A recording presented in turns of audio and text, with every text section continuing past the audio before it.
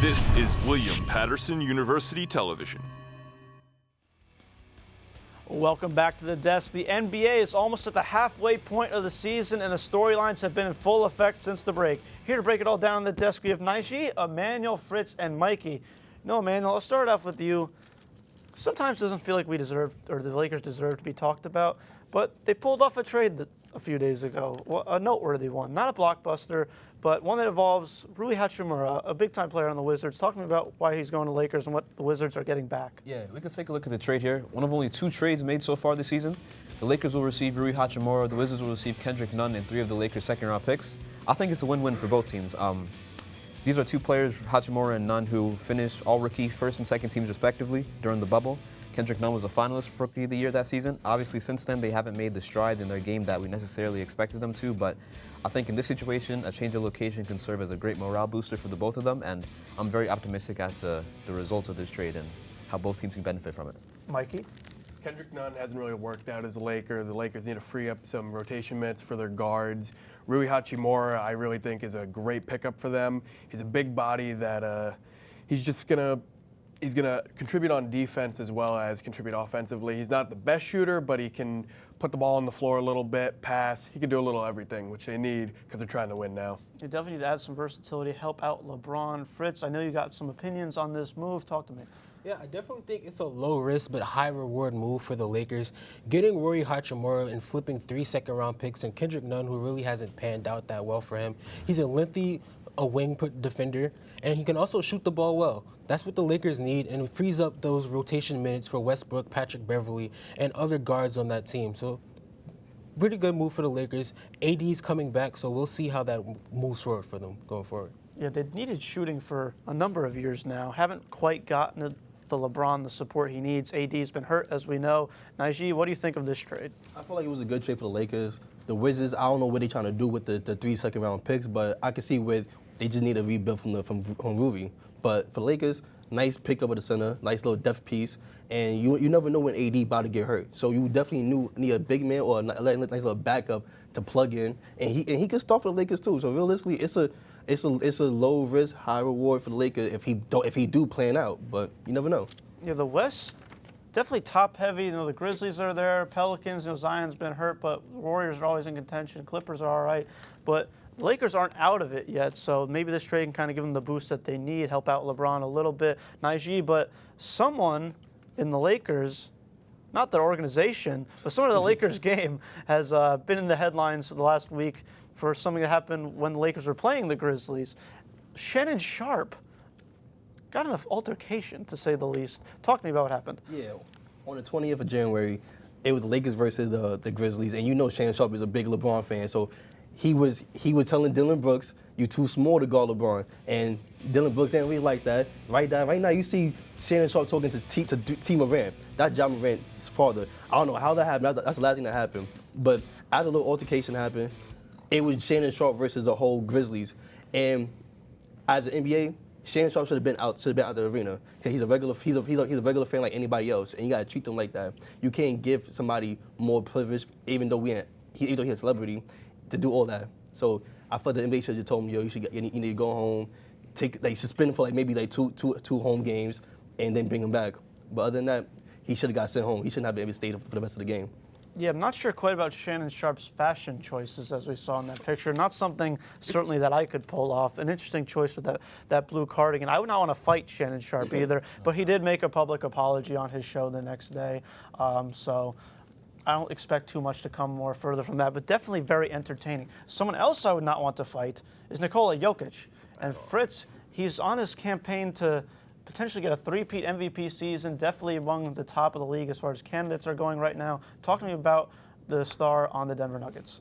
Well, Nikola Jokic has been doing something that's absolutely amazing. He's almost averaging a triple-double, but the thing that separates this from Russell Westbrook's triple-double is that it's the efficiency. When you watch the Nuggets play, it's almost seamless how he moves the ball around. It's amazing to watch. It's great basketball. But I also think that there are two other contenders for the MVP race as well, Jason Tatum and Joel Embiid. I think that this MVP year is going to come down to either standings or voter fatigue from Jokic winning the past 2 MVPs. But overall, it's a great MVP race. Yeah, we're going to get into Embiid a little bit later, but Nijee, what have you seen from Nikola Jokic? That he should be that he should be in the running for MVP. That said it all. But he's not gonna get it. Voters fatigue, the narrative, the media not gonna give it to him. But you know who gonna get it? And I'm surprised Phritz didn't say it. LeBron James, bro. What happened, Phritz? You want to say Jason Tatum, you want to say Embiid, but you're not gonna say LeBron James, man in his 20th year, doing something that like nobody could do. Bro, dropping 40 plus every other game. They're not gonna make the playoffs. Yes, they are. They're gonna be like at least a 6th seed. They're barely gonna make the playoffs. and LeBron? Yes, LeBron, Mr. Timeless, Mr. Old Man himself is gonna get his 5th MVP, and gonna get into the playoffs and do his stuff. That's ridiculous. Like who at the age of 38 dropping 40 plus? I understand, like what he's doing is remarkable, but we just don't hand out MVPs for dropping 40 points, a meaningless 40 points. We at did that. a James Harden. All right, well, James Harden's teams are winning. did- I'm stepping in here. We need ridiculous. to. Other people want to bid in on Nikola Jokic. LeBron, the Lakers stink right now. He's not winning MVP. Oh, man. Nijee, you're just looking to start something today, aren't you? Nah, I'm gonna leave something. Just a little bit. Amanda, what do you think from Jokic? Quickly. No disrespect to Jokic, but for me, it's 2 guys this season. I would have to go with Jason Tatum and Luka Doncic as my deserved MVPs. The reason I would go and give the edge to Tatum over Luka Doncic is the fact that team record does play a factor in this award. And right now, as it stands, Boston lives through Jason Tatum. Dallas lives off of Luka Doncic. So I'll give the edge to Tatum. Yeah, I like those 2 picks right there. Definitely more than LeBron. Come on, Nijee, stop it. Stop it. Mikey. I think at the end of the day, Ty got to go to runner. He's off 2 MVPs right now. He's playing at an incredible level. I mean, there's a couple guys that I want to say are in the conversation, like Luka, Jason Tatum, but I can't go against Jokic at this point. He's just playing at a crazy level on a really good team. The only other person that could say that is maybe Jason Tatum. You know, the scoring, obviously the rebounding, the passing, especially from Jokic that we've seen, unlike really any other bigs in NBA history. But kind of keeping it from one big to another, and also keeping with you, Mikey, Joel Embiid, Philadelphia, James Harden as well. They got something special kind of cooking up in Philly this season, looking to make a run in the East. Do you think that this dynamic duo can do it?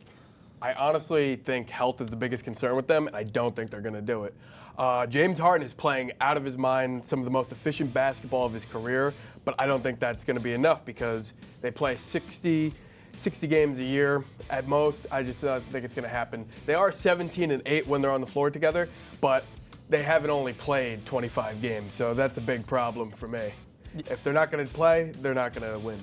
You know, the health of Embiid definitely big, and Harden's obviously hamstring bothered him the last couple of years.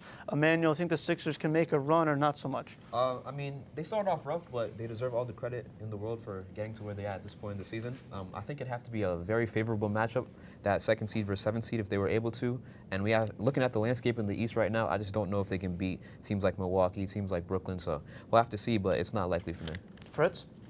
The only team that I feel, well, there are 2 teams for me that are going to stop Philly from making this. It's the Celtics, and it's also the Cavaliers. The matchup with Isaiah Mobley and Jared Allen, they're not going to allow Embiid to bait for fouls. I feel as though that they match up really well with the 76ers. If they do match up in the playoffs, I do think the Cavaliers will come out of that one. I also do think that the Celtics are the clear-cut best team in the East, and that they're going to cakewalk their way into the finals. Well, we've got kind of a couple of exhales. Like Mike, Nijee, what do you think?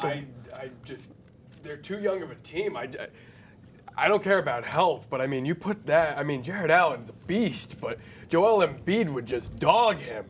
There's just no way that you could convince me that this young Cavs team, I know Donovan Mitchell has been an amazing acquisition, but you said Celtics. I was thinking you were going to say the Bucks or something like that with Giannis. I was thinking the Bucks, but no. Okay, I'm gonna get a little serious. So the guys are coming off. Oh, wow. Okay. This is what it takes. It's what it takes. I feel like the Philadelphia Eagles go far in the playoffs, but this is an important question, right? This is an important statement right now. They losing to the Knicks in the conference Oh, finals. my God. The New York Knicks are making it to the can't finals do this this. season because of Jalen Brunson, because of Julius Randle, because of R.J. Barrett. them three is going to be the reason why the Knicks make it to the finals. Nijee. No, the pickup of Jalen Brunson is what the Knicks needed. I don't care what y'all say right now. They be in Brooklyn, they be in Milwaukee, and they be in the 76ers. So I'm saying it right now. With today's date, 27th, the New York Knicks are making it to the finals. I want the king to look at me. The Knicks are making it to the finals on this day. Nijee, how old are you? I'm 22, and like I said, I'm 22. I haven't seen the Knicks make it to the finals. The Knicks haven't made a conference finals in your lifetime. I don't even care. You don't even like I the will Knicks. be an analyst before this year goes out. We will talk some Knicks. I can't even do this right now. You hate the Knicks. I do not hate the Knicks. They stink. But You know what? Realistic about it, though. At that point, I'm realistic. You're at that point, I put the They're not making the finals. The guys go back on. It will not happen. We will resume this Knicks conversation probably throughout the season. But that is it for the NBA. But stay with us as we hit the gridiron with Mark Brandt to talk about the NFL playoffs with the NFL group. Keep it here on WPTV.